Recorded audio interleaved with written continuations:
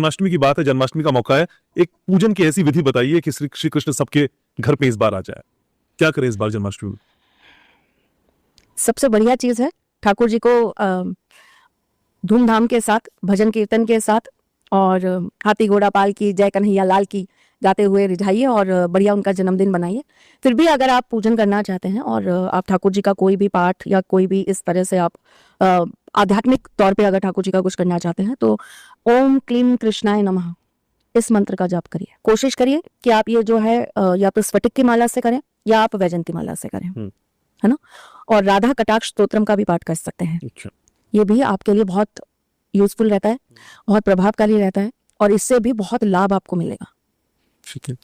लेकिन मेरे लिए ये मैं अपनी केवल धारणा बता रही हूँ और आपको इनवाइट भी कर रही हूँ, आइएगा जन्माष्टमी पे। इस बार हम बहुत अलग तरह से जन्माष्टमी मना रहे हैं ठाकुर जी की। वैसे अलग ही होती है पर इस बार कुछ और अलग है जी। तो मेरे लिए वो दिन ऐसा है कि उस दिन मैं सोचती ही नहीं कि मुझे क्या मिलेगा, मेरे को क्या भजना चाहिए, मुझे क्या पूजा पाठ करना चाहिए। सिर्फ उस दिन चूंकि अकेले श्री कृष्ण का जन्म नहीं हुआ था, उस दिन योग माया का भी जन्म हुआ था।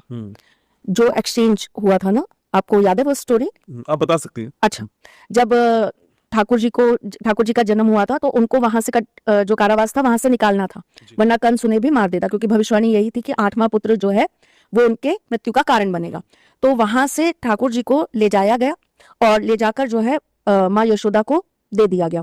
यशोदा माँ जो है उस समय सो रही थी, तो उनके पास में उन्होंने जिस पुत्री को जन्म दिया था वो योग माया थे।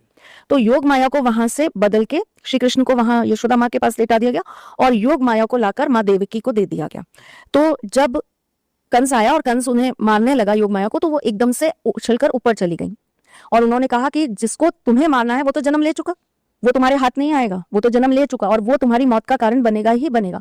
तो जो योग माया है वो एक तरीके से श्री कृष्ण की बहन हुई और यही योग माया है जिसपे पूरी दुनिया, पूरी सृष्टि ठाकुर जी की चल रही है और इसके ऊपर फिर उनका सुदर्शन चल रहा है। तो योग माया का भी जन्म हुआ था और योग माया जो है वो अपने आप में एक बहुत बड़ी शक्ति है, ठाकुर जी की भी बहुत बड़ी शक्ति है। ऐसा कहते हैं कि सर्व शक्ति ठाकुर जी की योग माया से ही उनको प्राप्त होती है। Sure. तो हमारे यहाँ योग माया जी के नियमित एक हवन होता है, पाठ होता है, पूजन होता है, जो हम जन्माष्टमी पर सुबह के समय कर लेते हैं।